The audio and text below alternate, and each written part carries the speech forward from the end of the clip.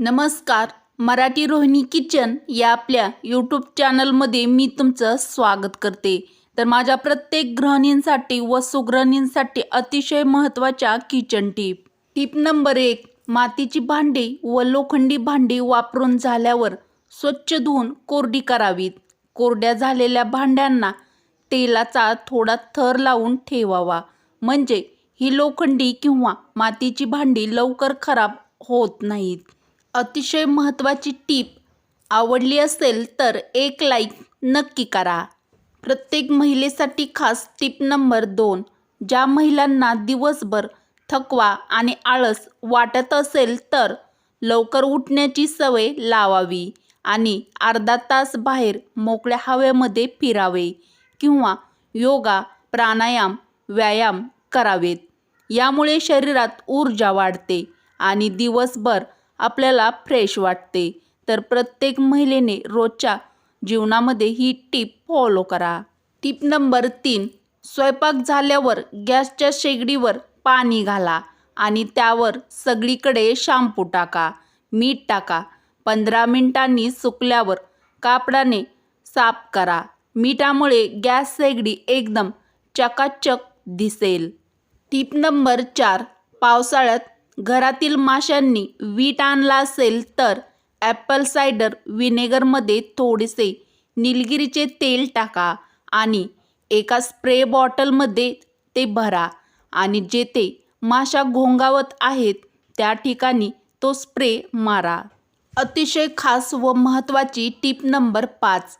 कांदे व बटाटे यांना कोंब फुटू नयेत म्हणून न्यूजपेपरच्या कागदी पिशव्या तयार करून घ्याव्या व त्यात कांदे व बटाटे ठेवावेत. तसेच सुती कपड्यातही तुम्ही कांदे ठेवू शकता. कांदे व बटाटे हे कधीही एकत्र ठेवू नयेत. टीप नंबर 6. साफसफाई करताना अनेक वेळा आपण क्लीनर पाण्यामध्ये मिक्स करतो आणि वेगवेगळे क्लीनर एकत्रित करतो, तर असे करणे टाळले पाहिजे.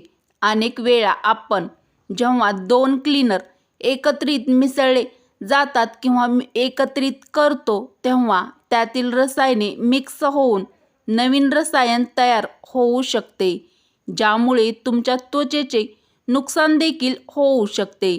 उदाहरणार्थ ब्लीच आणि अमोनिया मिक्स न करण्याचा सल्ला नेहमीच दिला जातो. प्रत्येक गृहिणींसाठी कामी येईल अशी खास टीप नंबर 7. तुम्ही टॉयलेटमधील दुर्गंधी घालवण्यासाठी ओडोनिल वापरत असाल तर एक गोष्ट तुमच्या लक्षात आलीच असेल, तर ती म्हणजे या प्रॉडक्टने काही वेळच बाथरूम सुगंधित राहू शकते. तुम्हाला काही मिनिटातच वास दूर करायचा असेल तर तुम्ही सेंट डिक्चर वापरू शकता. हे एक प्रकारचे यंत्र आहे जे सतत सुगंध स्प्रे करते, त्यामुळे टॉयलेटचा वास दूर पळतो. टीप नंबर 8. जेव्हा बाथरूममधून अधिक गांडूळ, गोम बाहेर येतात तेव्हा रात्री बाथरूममध्ये व्हिनेगर किंवा डेटॉल शिंपडा. काही दिवस या स्टेप फॉलो केल्यास गांडूळ, गोम घरात किंवा बाथरूममध्ये शिरणार नाहीत. अतिशय महत्त्वाची टीप नंबर 9. आठवड्यातून एकदा तरी व्हॅक्यूम क्लीनरने घराभोवती स्वच्छता करा. त्यामुळे धूळ साचत नाही आणि ॲलर्जी देखील टाळता येते. घरातील ओला कचरा असो वा सुका कचरा असो, तो रोज बाहेर काढा. आठवड्यातून किमान एकदा घरगुती मिठाच्या पाण्याने साफ करा. तर गृहिणींनी स्वच्छ किचनसाठी ही ट्रिक्स फॉलो करा. टीप नंबर 10. फ्राईंग पॅनमध्ये सातत्याने आमलेट, पराठे, डोसे केल्याने त्याला चिकटपणा येतो. असे पॅन रगडून घासायचे नसल्याने ते नेहमीच हलक्या हाताने स्वच्छ केले जातात, त्यामुळे त्याचा तेलकटपणा अजिबात निघतच नाही. अशा वेळी पॅनवर मीठ पसरा. थोडा वेळ तसंच ठेवल्यानंतर हलक्या हाताने घासा आणि गरम पाण्याने धुवा. मीठ तेलाला शोषून घेत असल्याने तुमचा पॅन एकदम चकाचक असा होईल. प्रत्येक गृहिणींसाठी खास टीप नंबर 12. बाथरूममधील बादली किंवा मग याच्यावरती हट्टी डाग लागले असतील किंवा ते पडले असतील तर ते घालवण्यासाठी किंवा काढून टाकण्यासाठी बेकिंग सोडा, लिंबाचा रस आणि डिटर्जंट पावडर एका भांड्यात घेऊन मिक्स करा. त्यानंतर त्या बादलीवर हे मिश्रण ब्रशने लावा. 10 मिनिट तसंच ठेवून नंतर बादल्या ब्रशने स्वच्छ करा आणि नंतर पाण्याने स्वच्छ धुवा. तर तुमच्या पण बाथरूममधील बादलीवरती जर डाग पडले असतील तर ही ट्रिक फॉलो करा. Tip number 13. महिलांनी पाण्याचं प्रमाण आपल्या आहारात वाढवलं पाहिजे. काही वेळा कामाच्या गडबडीमध्ये पाणी पिलं जात नाही. त्याचा परिणाम म्हणजे आपली त्वचा निस्तेज होते आणि पोटाच्या समस्या देखील यामुळे उद्भवू शकतात. Tip number 14. गहू डाळी साठवण्यासाठी चुकूनही केमिकलयुक्त गोळ्या वापरू नयेत.